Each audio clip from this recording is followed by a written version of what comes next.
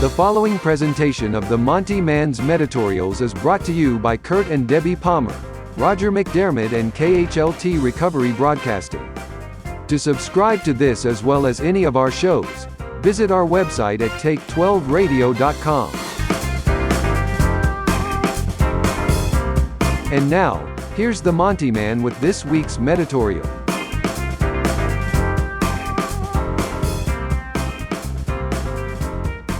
Well, greetings, everyone. I am your host, the Montyman, on this episode of the Montyman's Meditorial. We are continuing our readings from Dr. Alan Berger's book, 12 Stupid Things That Mess Up Recovery. We are currently on stupid thing number 8 that will mess up your recovery. What is it? Confusing self-concern with selfishness. Well, self-concern is different from selfishness. It does not exclude others. It's inclusive. Part of our self is concerned with cooperating with and pleasing others. These desires are natural and healthy when they are balanced with our personal integrity. Now, developing personal integrity requires, being able to achieve emotional maturity, right? Well, Dr. Alan Berger goes on to say that to achieve real emotional maturity, we need to honor everything that is important to us, and this includes our desire to cooperate and our need to be ourselves. When we consciously balance these two forces, we are functioning with integrity and wholeness.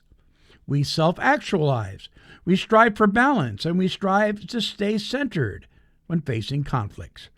We strive to honor our own personal desires and the personal desires of our partners, our friends. When conflict occurs, as it inevitably will, we maintain our connection. We don't submit to them, try to control them, or run away emotionally or physically. This healthy tension creates real maturity and is one of the life lessons that we may have missed.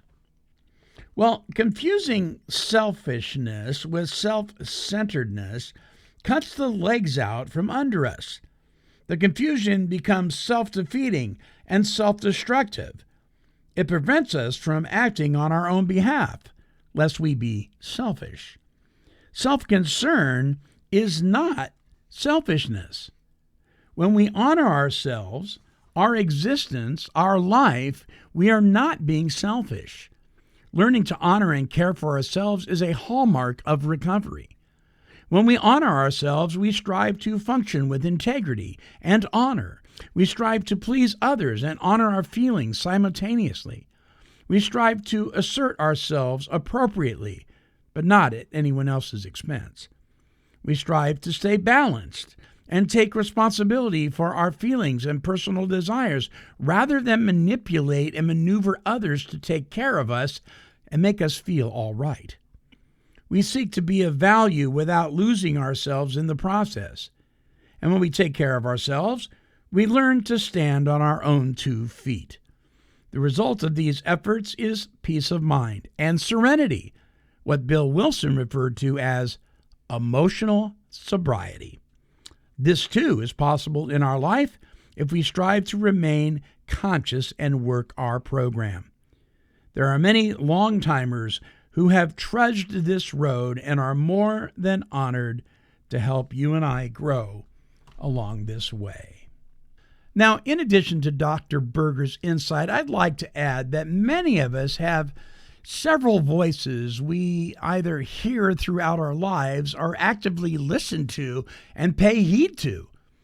These voices may suggest that we are being selfish when in fact we're taking care of ourselves.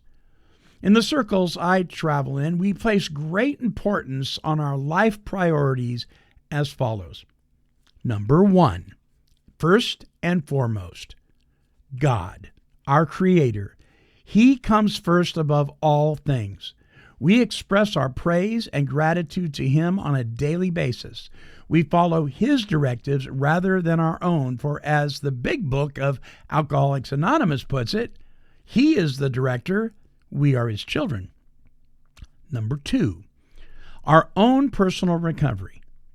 Another way to put this is placing our physical, mental, emotional, and spiritual health next in line in these priorities. It enables us to be the best person, father, wife, husband, friend that we can possibly be. When we prioritize in this manner, God first, our recovery next, all other areas of our life fall into place, and we can deliver our best self to those we love and the world around us. Remember, now that we are recovered from a seemingly hopeless state of mind and body, our job is to be of maximum service to God and those He puts in our lives. We can't do that if our recovery does not come first. Number 3, our immediate family.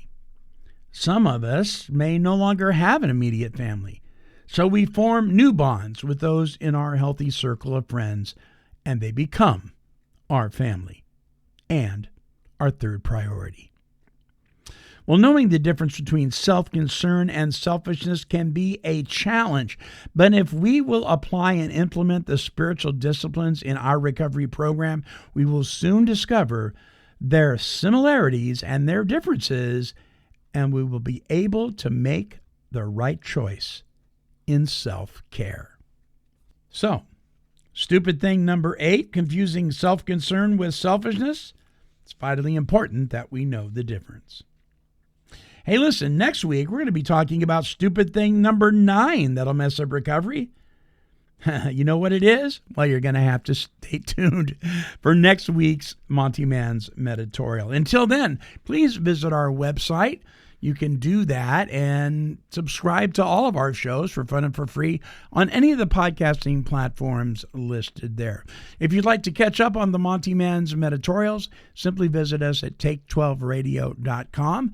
Click on the Recovery Workshops banner, and there you'll find a host of different workshops, including this Meditorial.